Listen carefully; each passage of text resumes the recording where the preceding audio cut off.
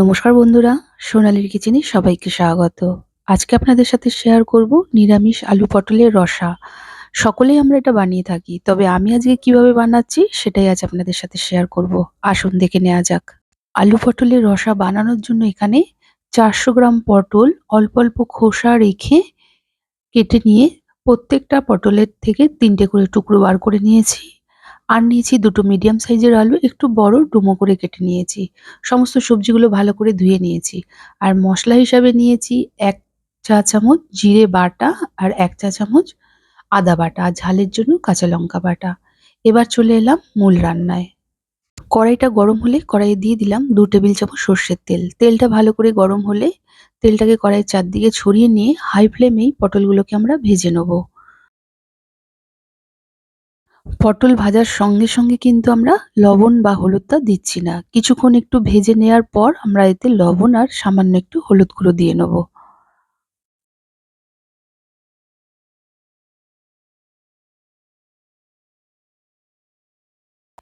এখন দেখুন পটলগুলোর গায়ে রং ধরতে শুরু করেছে। এই স্টেজে আমরা দিয়ে দেবো সামান্য একটু হলুদ গুঁড়ো আর সামান্য একটু লবণ। দিয়ে এবার ভালো করে মিশিয়ে আরো একটু নেড়ে চেড়ে পটলগুলোকে একটি পাত্রে আমরা তুলে নেব। পটল ভাজার সঙ্গে সঙ্গে যদি লবণ দিতাম তাহলে কিন্তু পটল থেকে অনেকটাই জল ছেড়ে যেত। এতে পটলগুলো খেতে কিন্তু ভালো লাগতো না। ব্যাস, এর থেকে আমরা আর বেশি ভাজবো না। এবার পটলগুলোকে একটি পাত্রে আমরা তুলে নিচ্ছি। এবার এই পটল ভাজার তেলেই আমরা আলুগুলো ভেজে নিচ্ছি। প্রথমে হাই ফ্লেম দিয়ে একটু নেড়ে চেড়ে নেব। তারপর এতে সামান্য একটু লবণ দিয়ে নেব। হলুদ তো আর দিচ্ছি না, পটল ভাজার তেলের মধ্যেই যেহেতু ভাজছি, কারণ পটল ভাজার সময় একটু হলুদ দিয়েছিলাম। এবার লবণটা দেওয়ার পর একটু নেড়ে চেড়ে গ্যাসের ফ্লেমটিকে মিডিয়ামে রেখে এটা আমরা 2 মিনিটের জন্য ঢেকে দেবো।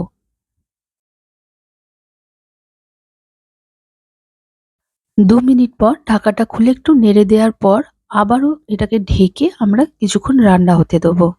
এরকম ঢেকে ঢেকে আলুটা ভাজলে অনেকটাই নরম হয়ে আসবে। আবারও 2 মিনিট পর ঢাকাটা খুলে একটু নেড়ে দিচ্ছি। এখন দেখুন আলুগুলোর গায়ে লালচে রং ধরেছে আর আলুগুলো 80% নরম হয়ে গেছে। এখন এগুলোকে একটি পাত্রে তুলে নিলাম। এবার ওই আলু ভাজার তেলেই আরো দিয়ে দিলাম 2 টেবিল চামচ সর্ষের তেল। তেলটা ভালো করে গরম করে নিয়ে 1/2 চামচ গোটা জিরে আর একটা তেজপাতা ফোড়ন দিলাম। ফোড়নটা একটু ভাজা ভাজা হলেই সামান্য একটু হিং দিয়ে দিলাম। হিংটা জানি পুড়ে না যায়, তাই ফোড়নটা থেকে যখন একটু চিরবির করে উঠবে তারপরে হিংটা দিতে হবে। এরপর দিয়ে দিলাম একটা মিডিয়াম সাইজের টমেটো। টমেটোটা দিয়ে একটু নেড়েচেড়ে নেওয়ার পর সামান্য একটু লবণ দিয়ে দিলাম। এতে টমেটোটা তাড়াতাড়ি নরম হয়ে যাবে। টমেটোটা ভালো করে ভাজা হয়ে গেলে এতে দিয়ে দেবো 1 চা চামচ আদা বাটা আর যে কাঁচা লঙ্কাটা বেটে রেখেছি সেটা দিয়ে দেবো। এবার আদা আর কাঁচা লঙ্কাটা দিয়ে আমরা কিছুক্ষণ রান্না করে নেব। যারা আমার ভিডিও প্রথম দেখছেন সেই নতুন বন্ধুদের কাছে অনুরোধ রইল, আমার রেসিপি যদি ভালো লেগে থাকে প্লিজ আমার চ্যানেলটিকে সাবস্ক্রাইব করে পাশে থাকা বেল আইকনটি অবশ্যই প্রেস করবেন। এতে আমি যেই রেসিপি আপলোড করি না কেন নোটিফিকেশন সবার প্রথম আপনার কাছে গিয়েই পৌঁছাবে। মশলাটা ভালো করে কষানো হয়ে গেছে, আদা কাঁচা লঙ্কা টমেটোর কাঁচা গন্ধটা চলে গেছে।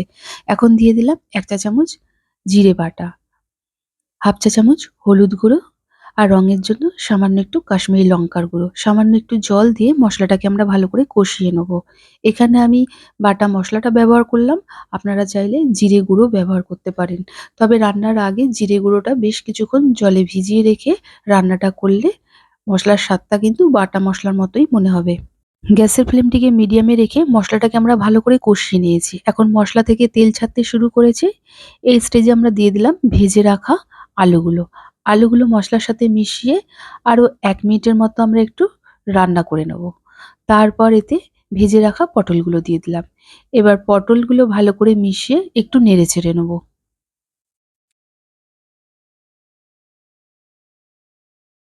পটলের সাথে কিছুক্ষণ নেড়েচেড়ে নেয়ার পর এতে পরিমাণ মতো জল দিয়ে দিলাম। যেহেতু এটা পটলের রসা বানাচ্ছি সেই জন্য এখানে আমি 1 গ্লাস জল দিয়েছি। একটু পাতলা হবে। জলটা দিয়ে ভালো করে মিশিয়ে নেয়ার পর অবশ্যই একটু চেখে দেখে নিতে হবে লবণের প্রয়োজন আছে কিনা। এখানে আমার লবণের প্রয়োজন ছিল, তাই পরিমাণ মতো লবণটা দিয়ে দিলাম। সাথে সামান্য একটু চিনি দিলাম। চিনিটা দিয়ে এবার ভালো করে মিশিয়ে নিলাম। এই রান্নাটায় চিনিটা কিন্তু অবশ্যই দেবেন, এতে স্বাদ কিন্তু অসম্ভব ভালো হয়ে ওঠে। এবার দিয়ে দিলাম ৩ টে চেরা কাঁচা লঙ্কা। এবার গ্যাসের ফ্লেমটিকে মিডিয়ামে রেখে এটাকে আমরা ঢেকে রান্না হতে দেবো। ঢেকে আরো ৫ মিনিটের মতো রান্না করা হয়েছে। এখন ঢাকাটা খুলে দেখাচ্ছি, দেখুন জলটা অনেকটা শুকিয়েছে। এর থেকে বেশি আর শুকানোর প্রয়োজন নেই। আর আলুগুলো ভালোভাবে সেদ্ধ হয়ে গেছে। পটল তো ভাজার সময় নরম হয়ে গেছিল। এবার দিয়ে দিলাম ১ চামচ বাটা গরম মসলা আর দিয়ে দিলাম ঘি। এবার হালকা হাতে এটাকে আমরা মিশিয়ে নেব।